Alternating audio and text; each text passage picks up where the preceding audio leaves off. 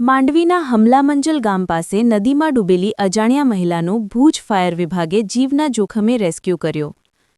માંડવી તાલુકાના હમલામંજલ ગામ પાસે ગઢસીસા માંડવી રોડ નજીક આવેલી નદીમાં એક અજાણી મહિલા ડૂબી ગયાની જાણ તારીખ 22 બપોરે 1:15 વાગે ભુજ ફાયર વિભાગના કંટ્રોલ રૂમને મળતા તાત્કાલિક રેસ્ક્યુ કાર્યવાહી હાથ ધરવામાં આવી હતી અને station in charge fire officer Dilip ચૌહાણના માર્ગદર્શન હેઠળ ભુજ ફાયર વિભાગની રેસ્ક્યુ ટીમ રેસ્ક્યુ વાહન સાથે ઘટના સ્થળે પહોંચી ગઈ હતી।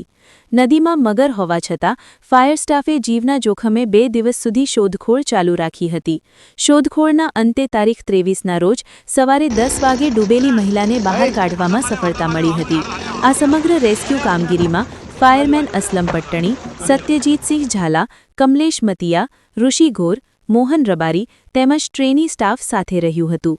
અહેવાલ પ્રતિનિધિ સુનિલ મોતા, માંડવી દ્વારા।